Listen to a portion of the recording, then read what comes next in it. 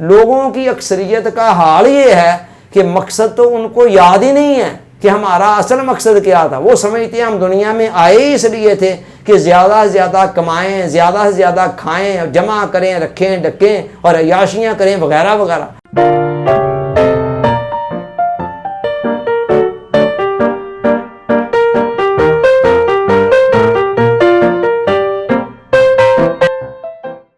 Dear audience, السلام علیکم۔ 5 minutes lesson series میں ہمارا ٹاپک چل رہا ہے رموز حیات، سیکرٹس آف لائف۔ اس ضمن میں ہمارا آج کا جو ٹاپک ہے وہ ہے مقصد اور ذرائع، پرپز اینڈ مینز۔ ایک انسان کسی بھی معاملے کے اندر جب بھاگ دوڑ دھوپ کرتا ہے، کوشش کرتا ہے، اسٹرگل کرتا ہے، اپنی توانائیاں استعمال میں لاتا ہے، تو اس کے سامنے کوئی خاص مقصد ہوتا ہے جس کو وہ پانا چاہتا ہے، کوئی منزل ہوتی ہے جہاں تک وہ پہنچنا چاہتا ہے، اور اس کے ساتھ ہی ساتھ بہت سارے وسائل اور ذرائع ایسے ہوتے ہیں جن کو وہ استعمال کر رہا ہوتا ہے اس مقصد تک پہنچنے کے لیے، اس منزل تک پہنچنے کے لیے، اس مقصد کو پانے کے لیے کئی ذرائع کو، کئی مینز کو وہ یوز کر رہا ہوتا ہے۔ گویا ہم یہ کہہ سکتے ہیں کہ مقصد کی حیثیت منزل کی ہے جہاں تک وہ پہنچنا چاہتا ہے یا جس کو وہ پانا چاہتا ہے، اور ذرائع جو اس کے لیے استعمال کیے جا رہے ہوتے ہیں ان کی حیثیت ذات راہ کی ہے۔ جیسے انسان نے کسی دوسری جگہ پر سفر کر کے جانا ہو تو راستے کے اندر اس کو کرائے کی ضرورت ہوتی ہے، پیسوں کی ضرورت ہوتی ہے، تو اس کو ذات راہ کہا جاتا ہے، اور جہاں پہنچنا ہوتا ہے وہ اس کا مقصد ہوتا ہے۔ آپ اس کو ایک مثال کے ذریعے سے سمجھ لیں کہ ایک بندے نے حج پر جانا ہے،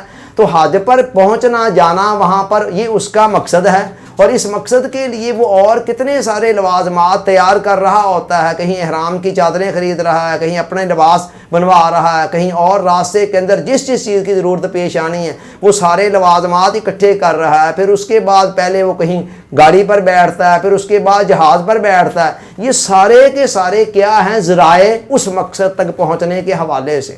یہ مقصد ایک ہوتا ہے اور اس کے لیے ذرائع کئی قسم کے استعمال کیے جا رہے ہوتے ہیں۔ اب انسانی زندگی کا حسن یہ ہے کہ مقصد اور ذرائع کو اپنے اپنے درجے پر رکھا جائے۔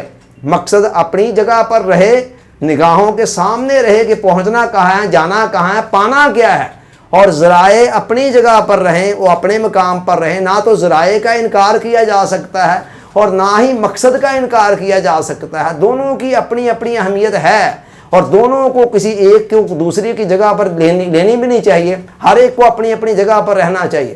ہوتا کیا ہے کہ انسان دونوں کو گڈمڈ کر دیتا ہے، اور مقصد نگاہوں سے بعض اوقات اوجھل ہو جاتا ہے، اور اس کے لیے جو ذرائع اختیار کیے جا رہے ہوتے ہیں انسان انہی کو مقصد کا درجہ دے کر انہی کے پیچھے چل پڑتا ہے۔ یہ ایک بہت بڑی گمراہی ہے جو انسانی لائف کے اندر آتی ہے۔ عربی زبان میں کہا جاتا ہے العدل وضع الشیء فی محلہ۔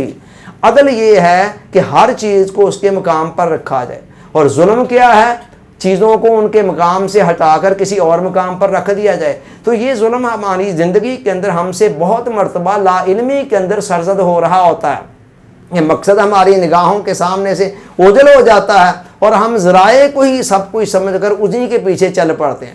مثال کے طور پر ایک بندہ مومن کو اسلام یہ کہتا ہے کہ تیری زندگی کا اصل مقصد اللہ کی رضا کو پانا ہے، آخرت کی کامیابیوں کو حاصل کرنا ہے، جنت میں جانا ہے، اس کے لیے سٹرگل کرنا ہے، جہنم سے بچنے کے لیے کوشش کرنا ہے۔ تیرا اصل مقصد یہ ہے کہ جب تو مرنے کے بعد اللہ کی بارگاہ میں پہنچے تو تیرا اللہ تو اس سے راضی ہو، اور وہ اپنی جنت کی ابدی اور سرمدی بہاروں کے اندر تجھے داخل کر دے۔ اب یہ ہے انسانی زندگی کا، ایک بندہ مومن کی زندگی کا بالخصوص مقصد۔ اور اس کے لیے ذرائع کیا ہیں؟ انسان کے پیٹ میں اگر کھانا نہیں ہوگا وہ عبادت بھی نہیں کر سکتا ہے، اس کو رہائش بھی چاہیے، اس کو لباس بھی چاہیے، اس کو بے شمار قسم کے معاملات، لوازمات چاہیے کہ جن کے ذریعے سے زندگی کی گاڑی رواں دواں رہے، اور انسان اپنے اس مقصد کی طرف گامزن رہے، اچھے طریقے سے اللہ کی عبادت کر سکے، اپنی ذمہ داریاں صحیح طریقے سے سر انجام دے کر اپنے خالق اور مالک کی رضا اور خوشنودی حاصل کر سکے۔ تو یہ سارے کے سارے لوازمات ہیں، مگر ہوتا کیا ہے؟ آپ دیکھیں لوگوں کی اکثریت کا حال یہ ہے کہ مقصد تو ان کو یاد ہی نہیں ہے کہ ہمارا اصل مقصد کیا تھا۔ وہ سمجھتے ہیں ہم دنیا میں آئے ہی اس لیے تھے کہ زیادہ سے زیادہ کمائیں، زیادہ سے زیادہ کھائیں، جمع کریں، رکھیں، ڈکیں اور عیاشیاں کریں وغیرہ وغیرہ۔ چنانچہ لوگوں کی اکثریت کیا ہے؟ थोड़े लोग हैं जिनको मकसद याद है, बेशतर लोग बस ज़िंदगी का मकसद ही खाना, कमाना, सोना, जागना, हंसना, खेलना, इन चीज़ों को बनाए बैठे हैं। ये बहुत बड़ा जुल्म है जो हम इंसानी ज़िंदगी के अंदर हमसे सरजद होता है कि मकसद हमारी निगाहों से ओझल हो जाता है और जो चीज़ें ज़राए के दर्जे में थी हम उन ज़राए को उठाकर मकसद के दर्जे के अंदर रख देते हैं। तो यही कुछ बहुत सारे मामलात के अंदर, ये तो एक मिसाल मैंने दी है, इसके अलावा भी कई मामलात के अंदर हमसे ऐसे होता है। अल्लाह ताला सोचने, समझने, याद रखने, अमल की तौफीक अता फरमाए। आमीन। आपका बहुत बहुत शुक्रिया। अस्सलामु अलैकुम।